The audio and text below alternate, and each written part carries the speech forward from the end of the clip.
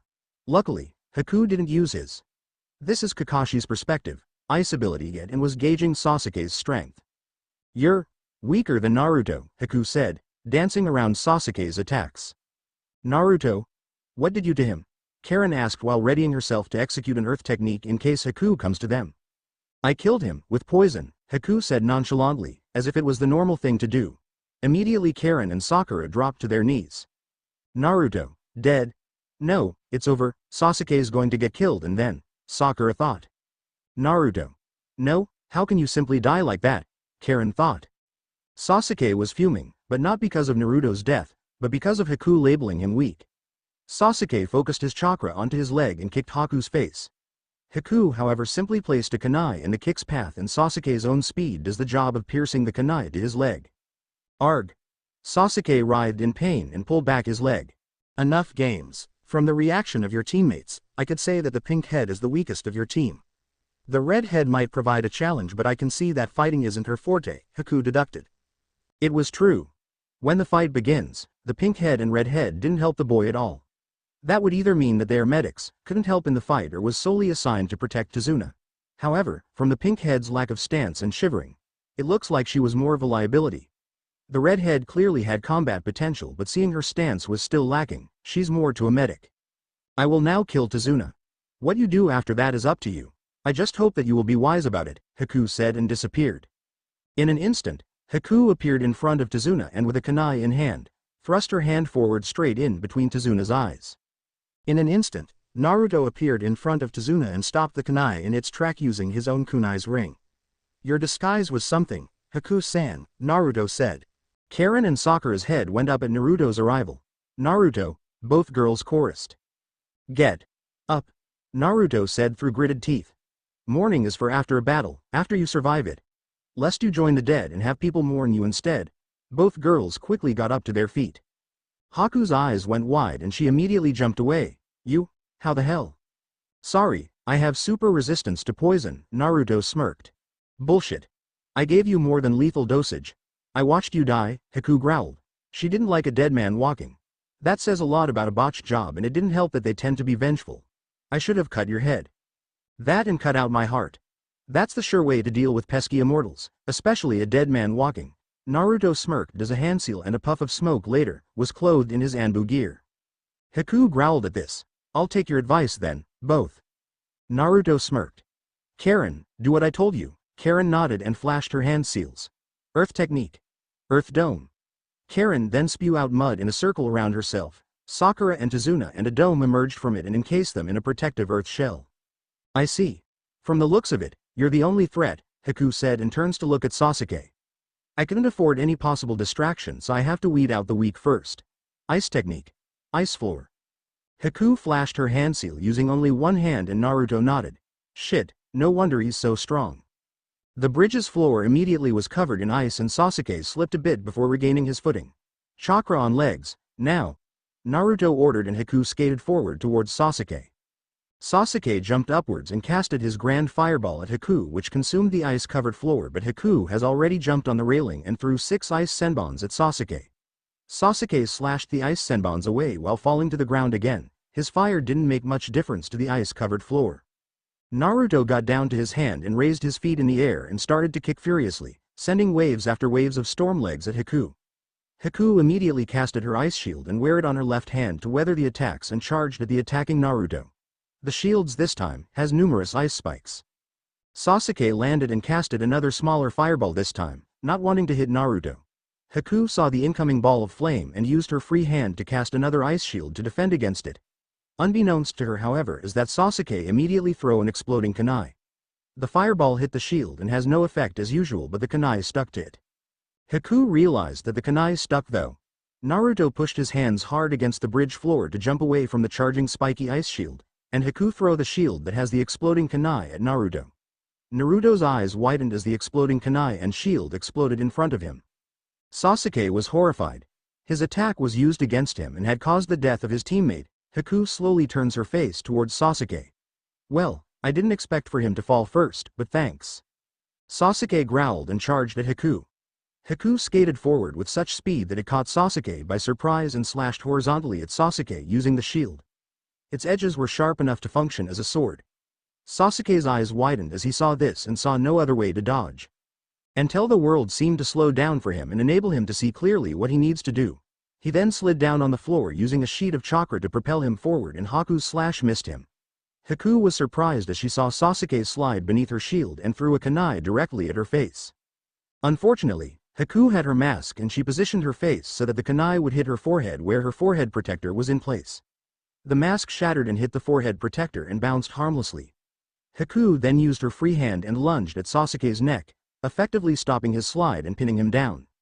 Sharingan, huh? Doesn't matter, it's useless in Zabuza's chakra-laced mist and you certainly can't copy bloodline ability, Haku smiled. And I got you anyway. Haku's grip tightened and Sasuke felt his life fading away.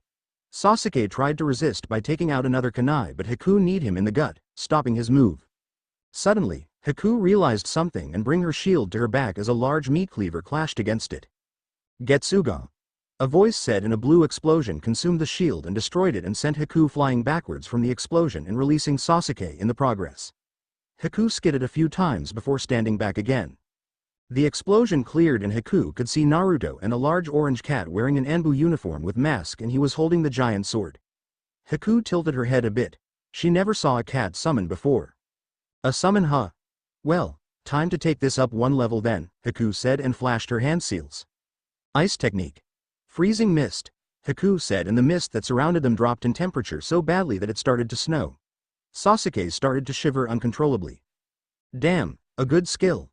We tend to move slower and use more energy to generate heat to protect our body from the cold, Naruto stated. Oh boy, it's like fighting Rukia again, Ichigo said. Except that she's Rukia upgraded 10 times, Naruto said next. Speaking of which, you should summon her, Ichigo massaged his shoulders a bit. Yeah, gimme time. Careful not to hit the Earth Dome, Naruto replied. Right, as usual, Ichigo said and charged forward. Haku flashed her hand seals and executed her technique. Ice technique. Frost diver, ice spikes raced towards Ichigo, but he was ready. Getsuga. Ichigo slammed down his blade and sent a vertical beam at the ice spikes. The techniques cancelled each other and Ichigo resumed his charge. Ice technique. Demonic ice mirror. Haku cast it and 21 ice mirrors formed around the bridge. Haku immediately jumped into one of them and disappeared. What the? Okay. Ichigo said. That's new. All of the mirrors contain images of Haku and moved through the air while circling the bridge and sending out a hail of ice senbons. Naruto was forced to stop his summoning and defend himself from the barrage of ice needles. Sasuke tried his best, but a few got through, pinning his back and arms. Ichigo covered himself in chakra to deflect the needles and jumped at one of the mirrors, but it moved away. Annoying, Ichigo said. Sasuke knew that he has to destroy the ice mirrors, and seeing that his flames had failed him again and again, he decided to throw another exploding kunai at one of the mirror. The Haku image grabbed the kunai from the mirror and throw it at Naruto using another mirror from Naruto's back. Naruto saw this and body flickered away with Sasuke. The explosion rocked the bridge and destroyed much of the ice that covered it. Damn it, Sasuke. Didn't you learn? Naruto scolded and dropped Sasuke. Naruto saw that the ice needles are spreading around the wounds.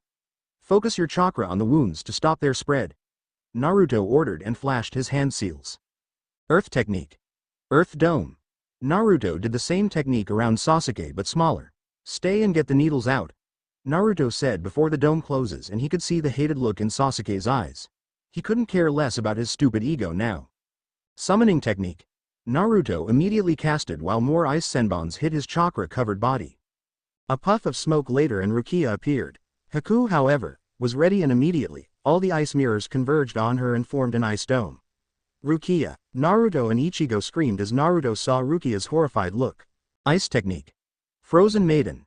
Haku casted and Naruto immediately dispelled Rukia before the attack could hit. Smart move,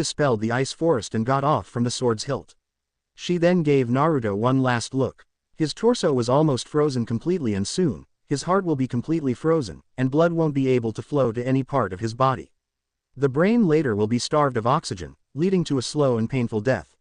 It looks like that decapitation isn't needed after all. Haku turned around and walked towards the earth dome that was protecting Tazuna. She hoped that Kakashi wasn't giving Zabuza a hard time. She was a bit worried, considering that Kakashi did almost kill Zabuza last time. She didn't want to admit it, as it would make Zabuza sound inferior, but yes, Haku was stronger than Zabuza. It wasn't very surprising, considering the advantage Haku had. Had it not for her bloodline, Zabuza won't pull her from the darkness that plagued her in her early years. It was ironic that her ability is what caused her much pain for the early years of her life in the first place. That it had caused her family. Yet, it also gave her much strength that it allowed her to meet with Zabuza. Had it been any other person, they would have hated the ability that caused them suffering, and made them being used as a weapon. Haku felt that way at first. But life had to move on, and it doesn't care whether you're coming along or not. Life is 10% of what you give, and 90% of how you make it, of how you deal with what is given to you. Haku was past that point of grief. If life decides to give her lemons, then she'll make lemonades, lemon pies, lemon juices, and she'll even create a religion based on lemons if she had to. And, from the look of it, she used her lemons quite well. The ice ability is without doubt one of the strongest ability there is. What made it strong? Well, to answer that, we have to answer another question. What made a species strong? What made Mother Nature kill one species yet let the other live? What was the factor? It wasn't strength. If that was true, then giant animals would have ruled the earth. It wasn't speed. If that was true, then the fastest animals would have been untouchable. It was versatility, the ability to change and adapt. That is what made human rulers of the earth. In fact, Mother Nature is about change. She was cruel and will not hesitate to kill her children that aren't able to fulfill her expectations. But alas, humanity, Mother Nature's most successful child yet, managed to turn the table around. Instead of animal adapting to nature, nature has to adapt to humanity. Humanity was also the epitome of change. A human would be crazy doing the same thing over and over again. Like hearing a joke, it was fun the first time, but after that? And that was what made the ice ability so strong. It was versatile. Her ice was able to change to any form according to the situation.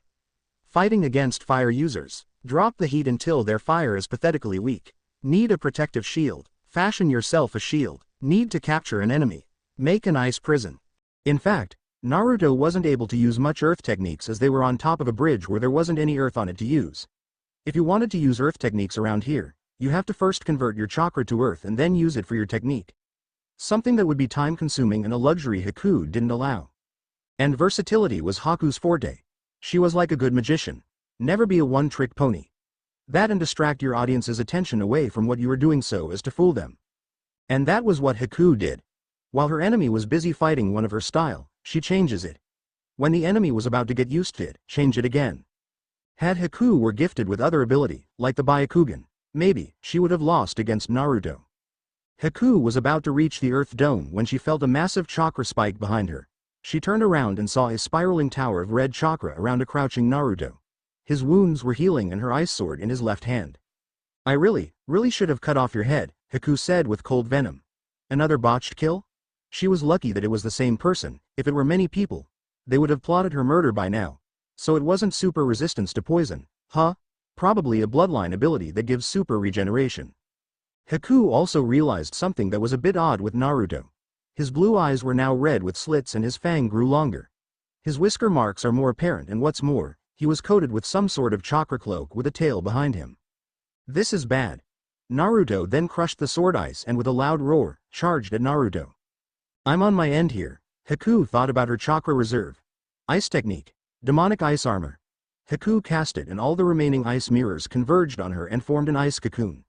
A second later, the ice cocoon breaks and revealed Haku clad in complete samurai-like armor made of ice. The armor had a samurai helmet with a crescent moon as its symbol and an oni mask covered her face. Her armor's chest plate also sports the same oni mask. Her shoulder guards had 2 curved horns each. On both of Haku's hand were 2 large crescent blades, easily as long as a katana, and it looked like a large talon. Come on. Haku charged at Naruto and slashed horizontally using her left blade at Naruto, but Naruto grabbed it. The strength of Naruto's grip was unbelievable. The blade was already cracking. Haku then used her other blade and stabbed at Naruto's head, but he avoided it. Naruto then used his free hand to punch at Haku's chest, but ice spikes sprouted from the Ona's mask and pierced Naruto's hand. Naruto, however, wasn't fazed by this as the chakra cloak reduced the damage and the punch still connected and sends Haku sliding backwards a bit. Naruto, however, managed to peel off her left blade from her hand. TCH, Haku grew an ice shield to replace the left blade. A mini cyclone formed at Naruto's left hand and this surprised Haku. Without hand seals. Naruto then leapt and punched Haku's shield. Haku felt like it was being hit by a drill. The cyclone was trying to spin Haku's shield away but Haku glued herself to the floor by freezing her ice armor to the floor. Naruto felt that his technique won't break through so his instincts improvise. He back away and casted Cyclone Fist again but this time, instead of the normal cyclone-covered fist, it was a cyclone shaped in the form of a drill. The cyclone drill was spinning so fast that a loud sucking sound could be heard. Shit! Haku said and Naruto leapt again with a roar and stabbed Haku's shield. The drill was starting to bore through Haku's shield. Haku gritted her teeth and ice spikes sprouted from the shields and speared Naruto, but it wasn't too deep. Courtesy of the chakra cloak again. Haku's shield started to crack and Haku knew it was futile holding on to the shield. A part of her armor on her hips parted away and Haku released her shield while grabbing an explosive tag from her hip pouch. She then tagged the shield and jumped backwards.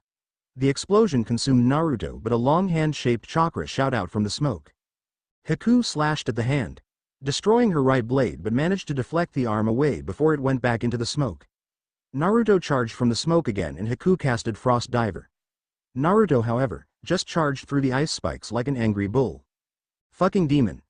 Haku screamed and fashioned ice gauntlets on both of her hand. Haku punched at Naruto but he grabbed it and she tried to punch again but the result was the same. Now Naruto was grabbing both of Haku's hand. An ice blade sprouted from each of Haku's knees and Haku kneed at Naruto, trying to spear him using the knee blade. Naruto roared and countered with his own knee kick and broke the ice blade. Naruto then pulled his hands backwards and Haku was pulled forward by this action and he head-butted Haku's ice helmet hard. Gah! The ice helmet cracked, sending Haku backwards a bit and made her dizzy for a second, but it was a second too long. Naruto then released his right hand and cocked back. He pulled Haku in again and elbowed her helmet. The helmet cracked again but still held together and she was sent reeling back but Naruto wasn't finished. He released his left hand and grabbed Haku's helmet and brought it down to his chest level. Naruto then delivered a devastating right knee kick and right elbow chop to her helmet, breaking it completely. The helmet was strong enough to stop both attacks' momentum from reaching her head though. Haku was momentarily stunned and was somewhat bowing dizzily in front of Naruto. Naruto didn't press on his attack and Haku took this chance to jump backwards but Naruto appeared in front of her. Naruto held both of his fists in front of Haku's chest and chanted, Rokuogen. A devastating shockwave rocked Haku's chest armor and sent her flying backwards and she bounced along the bridge floor a few times before finally stopping. Haku didn't move instantly as chakra exhaustion is catching up to her and the damage from the Rokuogen was quite painful. Naruto panted a bit before the chakra cloak receded and he slowly made his way towards Haku. Haku also slowly got to her feet and her shattered and destroyed ice armor followed her by pieces. She coughed a little blood before wiping it away. You? Really is a demon. I've never seen someone took that much damage. It's just unreal, Haku said and coughed again. Naruto winced at this. It was true, as he now held not one, but two demons inside him. It was ironic that he wanted for people to see him not as a demon, not the other way around. Are you alright? I used the weakest Rokuogen is to avoid destroying your organs, Naruto asked. Haku laughed a bit and caused her to cough again. Weakest? I felt like someone put an exploding tag inside me. And why are you being kind to me? I almost killed you 2 times, remember? But you didn't, Naruto said simply. Truthfully, he didn't want to kill Haku, but he wasn't sure why. It felt like there's something that prevented him from killing him. I couldn't, Haku said with a little venom. And I'm still alive, and you couldn't defeat me, so I see no reason to kill you, Naruto said. Haku laughed harder at this, but I have the intention to. So, if laws were to judge people by merely intentions, then there would be nobody left, Naruto said. Then I could have just come back and try again to kill you and Tazuna, Haku said with venom. She didn't like his thinking, it was naive, and naivety kills. Then I will stop you, Naruto simply replied. What the fuck? I don't get you. From your eyes, your fighting ability, I could see that you've murdered before. So why the mercy now? Is it because I'm the last of my clan? You're going to bring me back to your village to breed your own Yuki clan? Haku said harshly. I want to know. Why are you with Zabuza when you could have just left? I know and you know that you're stronger than Zabuza. So why? Naruto asked. Haku stared at Naruto for a while, thinking whatever had made the boy like this. You don't just give mercy to the person that managed to kill you 2 times just like this. Haku then decided to answer, because I choose to. Because he is the person I wanted to protect. He gave me reason to live. He made me accept my powers. I see. Naruto nodded. What is it with you? Haku asked. I don't know. You saw my abilities back then. I had enough strength to go wherever I wanted to, yet I choose to stay at the place that doesn't want me, but I guess your answer. Sort of answer mine too, Naruto said with a smile. What? Haku raised an eyebrow at him. Well, you could have left, but just for a single person, you choose to stay. Even though almost everyone at my place hates me, at least there's a few that doesn't, and for those few, I'll stay, Naruto replied. I always say to myself that the opinions of the people that hated me don't matter, but no matter what I do, I can still feel their hate. It still hurt and I almost gave up, but seeing you, make me steal my resolve again, Naruto said again and smiled. You're really strong, Haku-san, and all of it because of your devotion to a single person, Naruto said. You'd make a good husband. Haku blushed at this. If only he knew. So you got your answer. What now? Haku asked. The same answer. I won't kill you. I don't want to kill unnecessarily. Besides, I know you're a good person, Naruto replied. You also tried to kill unnecessarily, like how you went straight to Tazuna and not killing my teammates first. But if you forced my hand, then I will do what is necessary. Naruto death glared at her and Haku flinched a bit and looked away. Fine. I'll stop now. Not sure about Zabuza though, Haku said, and then suddenly, the mist cleared. This could mean one thing. The fight is over.